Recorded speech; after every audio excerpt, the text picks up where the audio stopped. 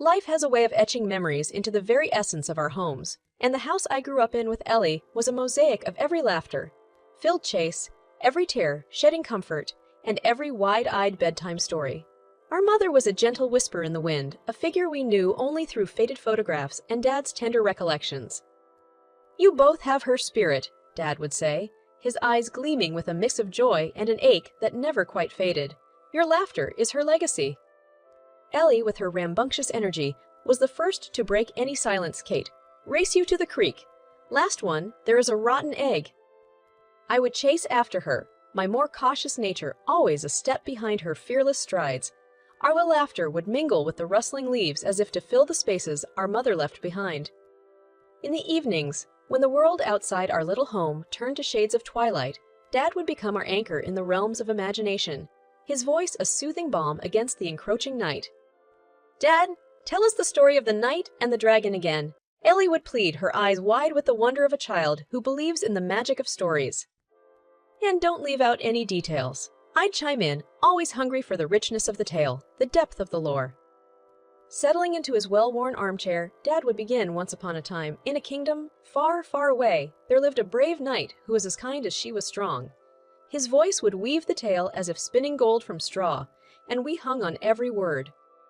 "But what if the dragon didn't want to fight, Dad?" I'd ask, my mind always searching for the heart of the story. "Ah, Kate, that's the beauty of it," Dad would say with a knowing smile. "Sometimes the monsters we fear are just waiting for someone to understand them." Life with Ellie and Dad was an intricate dance of joy and learning, of growth and understanding. We were a trio, a perfect circle of support and love, even as the shadow of our mother's absence lingered.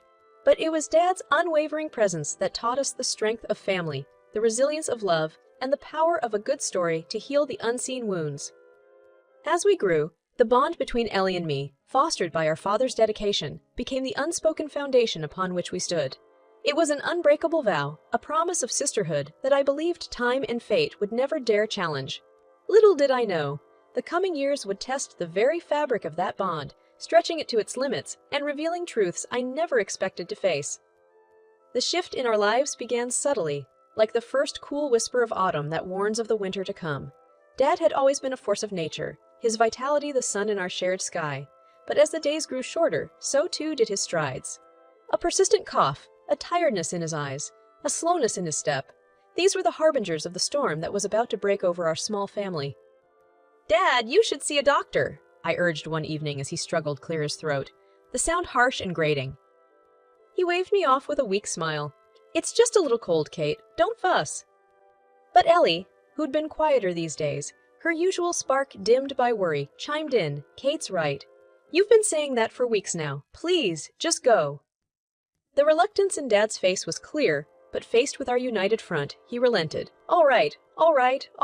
If it'll make you two stop your worrying, I'll go." The diagnosis came like a bolt from the blue. The words chronic illnesses, a cruel sentence, passed down without appeal. Visits to the hospital became our new routine, replacing afternoons at the creek and evenings of storytelling. The sterile smell of antiseptic hung heavy in the air, a stark contrast to the comforting scent of Dad's old leather chair. "Girls, I need you to be strong," Dad said during one such visit, his voice barely above a whisper. "I'm not sure how much time I have left, but I need to know you'll look after each other." We clung to his hands, the lifelines on his palms etched deep with the hard work of raising us alone. "We will, Dad." "Always," I promised, the weight of his request anchoring me to a reality I wasn't ready to face. Ellie, with tears brimming in her eyes, nodded vehemently. "You've got nothing to worry about. We're Harrisons. We stick together." Yet, as the illness took its toll, the man who had been our protector, our guide, began to fade before our eyes, his body becoming a prison from which there was no escape. The invincible hero of our childhood was showing signs of mortality, and with each passing day, the unspoken fear grew within us. The fear of the inevitable, the fear of what would come after. During those long hospital nights, Ellie and I would huddle together in the dim light of the waiting room, our whispered conversations a feeble attempt to ward off the darkness that loomed ahead. "Kate, what are we going to do?" Ellie's voice would crack, her vibrant spirit quelled by the looming loss. "We'll do what we have to, Ellie. We'll get through this together, just like we always have," I'd respond, though my heart trembled with uncertainty. But it was in those moments, with the storm clouds gathering, that I saw the first fissures in the bedrock of our sisterhood. Where once there had been unity, a silent rift was forming, a precursor to the chasm that would soon divide us. The day the will was read, a somber silence had settled over the lawyer's office, as if the room itself mourned the man it had lost. Ellie and I sat side by side, yet the space between us felt like a chasm, filled with unspoken fears and the unsaid words that had accumulated in the sterile silence of hospital corridors. "Mrs. Harrison! Miss Harrison!" The lawyer began, adjusting his glasses with a solemnity befitting the occasion. "Your father was a man of clear intentions. He wanted to ensure that both of you were taken care of." Ellie, her fingers fidgeting with the hem of her dress, shot me a quick, nervous glance. I returned it with a weak smile, trying to draw on a reservoir of strength that felt dangerously close to empty. As the lawyer read on, it became painfully apparent that Ellie had been left with the lion's share of Dad's assets, the investment accounts, the savings, even the family car. I was stunned, a single question ricocheting through my mind. How? "Wait, that can't be right," I interrupted, my voice unsteady. "Dad wouldn't." Ellie cut me off, her voice suddenly cold and sharp as a shard of ice. "Oh, but it is, Kate. Dad and I, we had an understanding." The lawyer cleared his throat, uncomfortable. "Mr. Harrison made these changes to his will shortly before his passing. Everything is in order." I could only stare in disbelief. The father who had taught us about fairness, who had spent every day of our lives ensuring we felt equally loved, had seemingly cast me aside, or so it appeared. Ellie leaned in, her voice a venomous whisper meant only for me. "You always thought you were the favorite, didn't you, Kate? The good daughter? Well, looks like I won in the end." I felt the blood drain from my face, the room spinning as the implications of her words sank in. You manipulated him," I accused, my voice a ragged whisper, betrayal slicing through the fog of my grief. Her laughter was a sound I'd never heard from her before, cruel and mocking. "Oh, Kate, wake up. Dad's gone and I have what I deserve. Besides, you got the house. Isn't that enough for the saintly Kate?" The old house, as it was referred to in the will, was the place where our happiest memories as a family resided. It was Dad's legacy, but in that moment, it felt like a consolation prize. "I don't understand, Ellie. How could you do this to Dad? To us?" The plea in my voice was met with a shrug of her elegantly dressed shoulders. "Life's about taking what you want, Kate. You, of all people, should know that," she retorted, her eyes glinting with a triumph that made my stomach churn. The drive to the old house was a blur, my mind grappling with the day's revelations. The home that once echoed with laughter now seemed to whisper secrets of betrayal. As I turned the key in the lock, the weight of the truth settled on my shoulders. Ellie, my sister, my lifelong companion, had become a stranger, and our father's last will had drawn the line that divided us. It was a line I wasn't sure could ever be crossed again. The old house stood defiant against the march of time, its walls a testament to the countless memories that had unfolded within. The moment I stepped inside, nostalgia hit me like a wave, each room whispering tales of yesteryears. Dad's hearty laughter echoing down the hall, Ellie's and my footsteps thudding on the wooden stairs, our giggles hiding in the corners. I walked through each room, my fingers tracing over surfaces dulled by dust, the air heavy with silence. It was in the living room that I decided to start. The walls needed a fresh coat of paint, the floorboards cried out for polish, and the windows begged to let light in once again. Days turned into nights, and I toiled alone, my hands moving with purpose, driven by a desire to restore not just the house, but some semblance of order to my life. As I worked, I spoke to the walls, to the shadows, to Dad.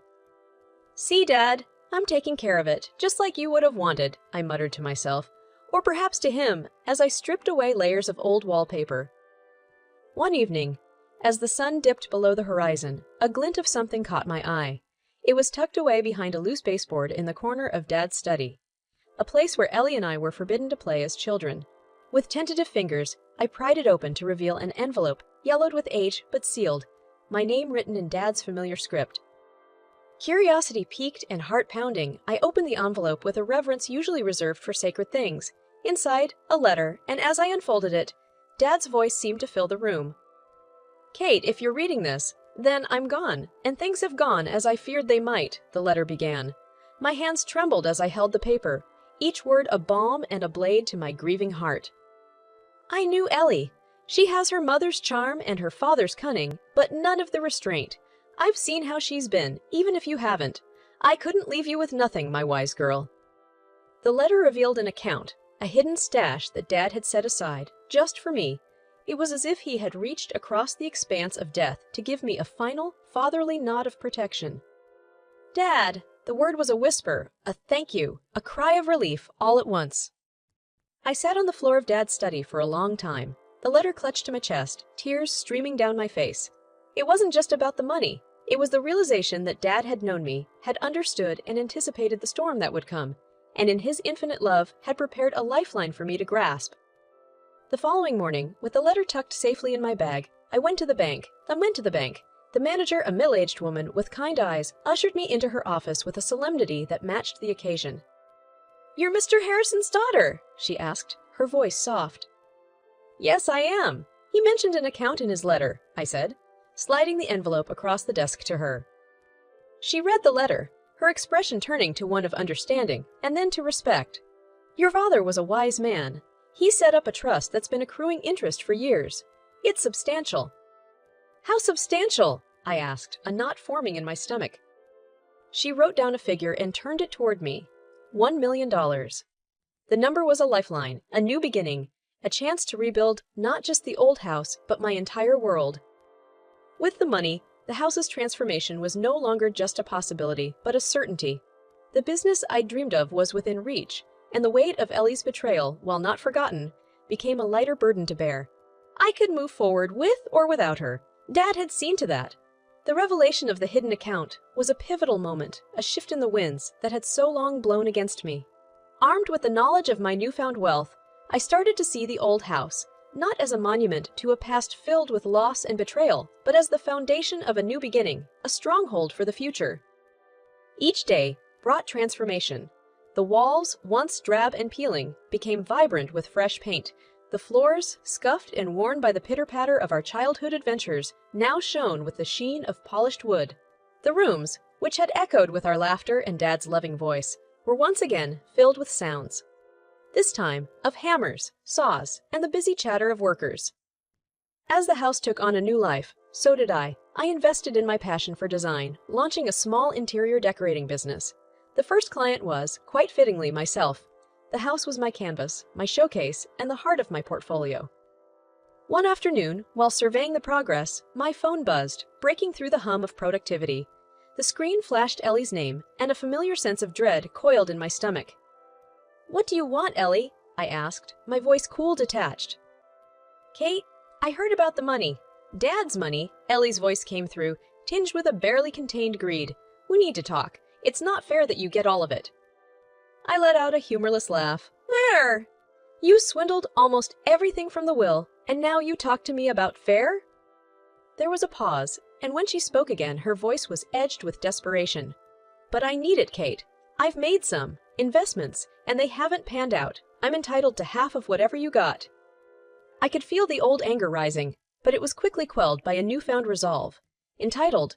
You were entitled to what Dad left you, and you've had that. This money is mine, Ellie. He left it for me, not us." Her response was a hiss of frustration. "You can't just—" "I can and I will," I cut her off. "I suggest you figure out your own finances." As I hung up, I felt a wave of empowerment. For so long, I had been the one trailing behind, the one caught off guard. But not anymore. The tables had turned, and with them, my fortune. Word of my windfall and burgeoning business spread through our small community. Clients began to seek me out, drawn by the transformation of the Harrison house and the story behind it. With every successful project, my confidence grew, as did my business. Then came the day Ellie showed up on my doorstep, her eyes wild with fury and defeat. "You can't cut me off, Kate. I'm your sister." I met her gaze, my own eyes steady. I cut off someone who betrayed me, who hurt me for her own gain. "You made your choices, Ellie, and now you live with them." She took a step forward, her hands clenched at her sides. "I'll fight you for it. I'll get lawyers. Dad wouldn't have wanted this." I shook my head, sadness mingling with the lingering bitterness. "Dad wanted me to be secure, to be happy. He knew you better than you think. As for lawyers, go ahead. The money is legally mine, and you have no claim to it." Defeated, Ellie turned away, her shoulders slumped, the fight gone as quickly as it had flared. And as she walked away, I felt the final thread of our sisterly bond fray and snap, the last remnant of what we had been to each other disappearing into the crisp air. Ellie's envy simmered beneath a facade of forced cordiality for weeks, following the revelation of my inheritance. Her sporadic attempts to reach out, laden with thinly veiled acquisitiveness, were met with my growing indifference. Yet, nothing could have prepared me for the confrontation that unfolded on an unremarkable Tuesday that felt like a reckoning of sorts. I was in the midst of choosing fabric samples for a client when Ellie stormed into my newly renovated home office, her face a tempest of rage and resentment. "Kate, how could you keep this from me?" she demanded, slamming a pile of bills on my desk, the paper sliding over the polished surface like debris in her emotional wake. I straightened, meeting her gaze with a calm I didn't feel. "Keep what from you, Ellie? The fact that Dad left me something to secure my future." Her laugh was bitter, a sharp note that clashed with the harmonious space I had created. "Secure your future. What about me, Kate? We're supposed to be in this together." "Supposed to be," I echoed, the weight of those words heavy with the gravity of her betrayal. "We were supposed to share everything, remember? You changed that when you decided to take nearly everything in the will." She paced the room, her movements erratic. "I made mistakes, okay. I've lost most of it. But you sit here in this palace living like a queen?" I sighed, my patience fraying. A palace built on hard work and Dad's foresight. "Ellie, you had your share. What you did with it is not my responsibility." Her voice cracked with desperation. "I need help, Kate. The money's gone. I have nothing." I stood, my resolve hardening like the wood of the antique desk between us. "You chose to gamble with what Dad gave you, Ellie. I chose to invest and build something lasting. Our paths diverged the moment you decided to manipulate his will." Ellie's eyes were wild, her composure shattered like glass. "I'm your sister. Does that mean nothing to you?" "You were my sister when you lied to Dad on his deathbed," I shot back. "You were my sister when you looked me in the eyes, knowing you had cheated me. You're still my sister, Ellie, but that doesn't give you the right to my life's work or Dad's gift to me." She stumbled back as if struck, the fight draining from her posture. "Kate, please." I took a deep breath, the air in the room feeling suddenly too thin. "Ellie, I can't help you. Not this time. It's time for you to stand on your own, just like I had to." As she left, the door closing with a quiet click behind her, I felt the finality of our exchange. The sister I had grown up with, the one who shared whispered secrets and dreams in the dark, had been consumed by greed. In its place stood a stranger, shaped by choices and avarice I could no longer comprehend or condone. The true face of greed had shown itself, not as a monster lurking in the shadows, but as a familiar presence seated across from me at the dinner table. It was a visage more heartbreaking than any mythical beast, for it bore the eyes of my sister, the companion of my childhood, now lost to the allure of wealth and the bitterness of envy. The weeks following Ellie's departure were suffused with a quietude that was both soothing and unsettling. I threw myself into my work, my business blooming with the same tenacity as the roses in Dad's cherished garden. Yet, the specter of my sister's greed lingered, a shadow over my newfound peace. As the days lengthened into summer, the business I had nurtured began to thrive, its roots reaching deep into the community. Word of mouth had turned my once tentative dream into a sought-after reality. I found solace in the hum of daily life, in the swatches of fabric and the strokes of paintbrushes that brought joy to my clients' homes. One evening, as the sun painted the sky with strokes of crimson and gold, a knock came at the door. I answered it to find Ellie standing there, not with the fury of our last encounter, but with a quietude that was unfamiliar. "Kate, may I come in?" Her voice was timid, a stark contrast to the bombast of her last visit. I hesitated but stepped aside, allowing her entrance into the home she had once ridiculed. She looked around, taking in the transformation with an unreadable expression. "It's beautiful," she said finally. "What you've done with the place." I nodded, wary of her praise. "Thank you. It's been a lot of hard work." Ellie sighed, a sound that seemed to carry the weight of her regrets. "I can see that. Her words hung between us as heavy and tangible as the summer air. "Apologies don't change the past, Ellie." "No, they don't," she agreed, her gaze dropping to the floor. I considered her, the sister I had loved and lost to greed. "Because I've hit rock bottom, Kate. I've seen what my actions have done to you, to me, to the memory of our father. Her eyes met mine, and I saw the glimmer of the girl she once was. I don't want your money, Kate, Ellie continued, her voice firm. I've started working, really working, for the first time in my life. I'm trying to make things right, on my own. I felt a thaw in the ice that had encased my heart. That's good to hear, Ellie. I'm glad for you. She took a step forward, a tentative smile playing on her lips.